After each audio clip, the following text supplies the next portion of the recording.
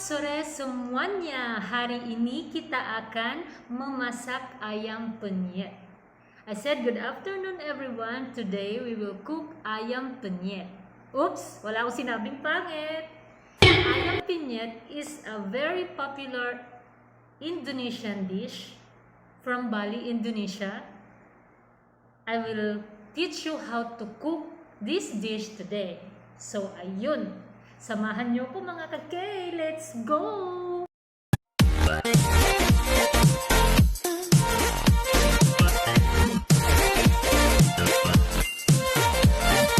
So, ayun mga kakay. Ang process ng pagluluto ng ayam penyet, first is we need to boil yung chicken legs. Okay? And then, later on, ipapakita ko sa inyo at tuturuan ko kayo kung paano gawin yung ayam penyet Indonesian spicy chili paste. Okay? So, para sa pag-boil ng ating chicken, we will need 250 ml of water, 1 chicken legs large, 50 ml coconut milk, garlic, ginger, red onion, pinch of salt, and 1 teaspoon turmeric powder. Okay, let's do this.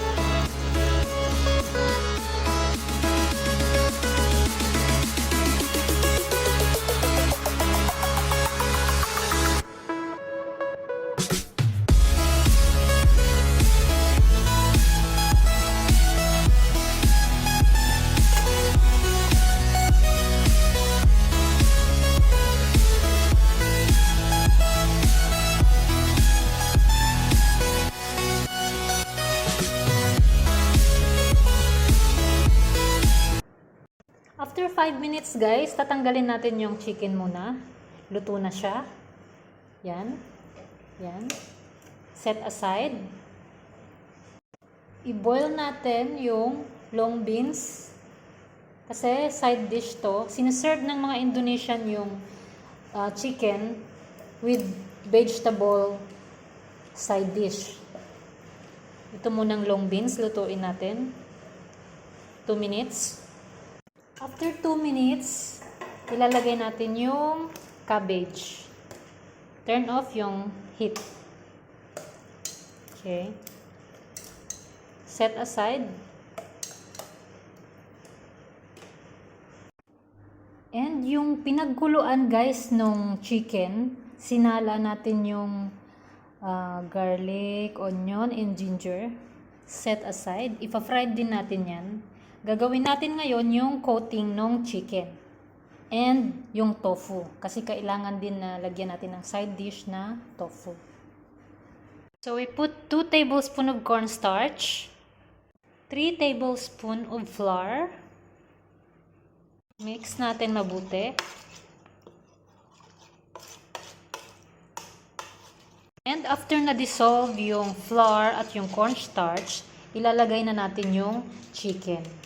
Iko-coat natin yung chicken dito. Yan. And then, saka natin siya i-fry.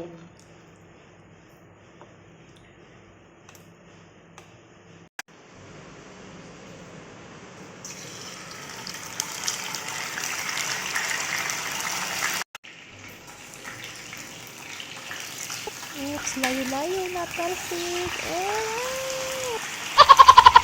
After ng chicken, yan, set aside. Next, i-fried natin yung tofu.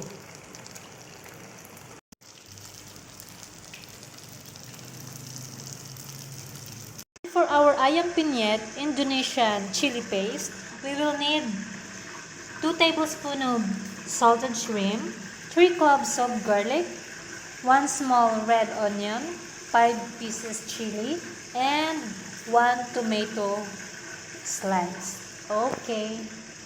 And yun mga kakay, after maluto ng tofu, nag-iwan lang tayo ng konting-konting oil lang. Gagawin na natin yung ating chili sauce or chili paste. First, we need to put garlic.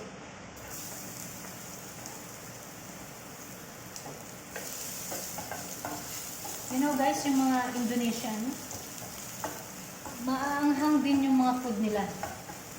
Ang lakas nila sa chili. Chili tuloy. Slan. Okay.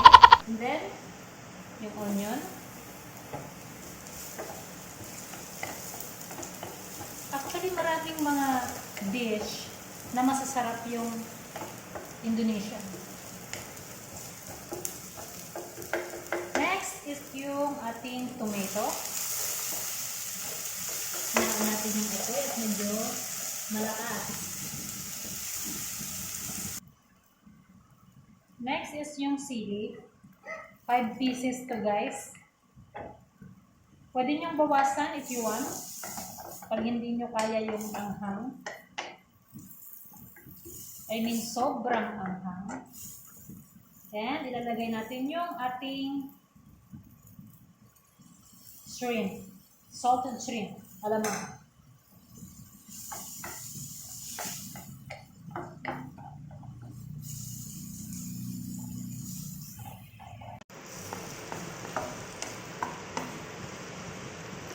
And then guys, huwag natin siyang lalagyan ng water. Ilalagay natin yung pinagkuluan kanina ng chicken.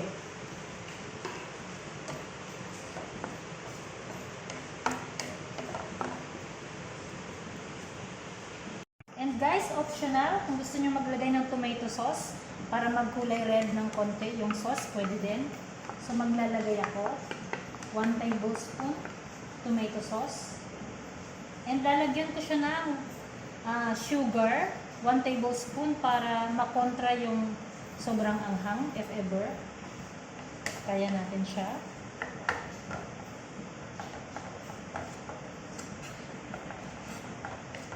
Actually guys, meron ng yung nabibili na ready na siya. Ang tawag nila dyan is sambal belacan. Sambal belacan. Indonesian chili paste. Yun. Not sponsored by Kinnaman. And it's done guys.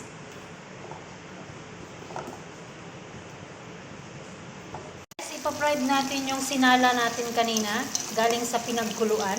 Ito yung ginger, garlic, and onion. So yun guys, I'm done. I-arrange ko na siya sa isang malaking plate. Okay.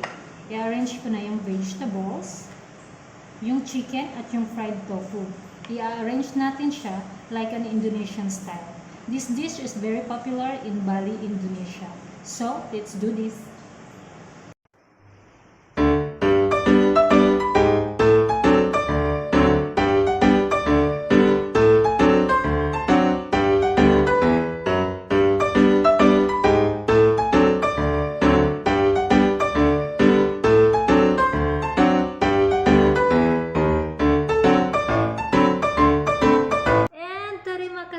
Telah menonton video saya. I said, thank you very much for watching my video today.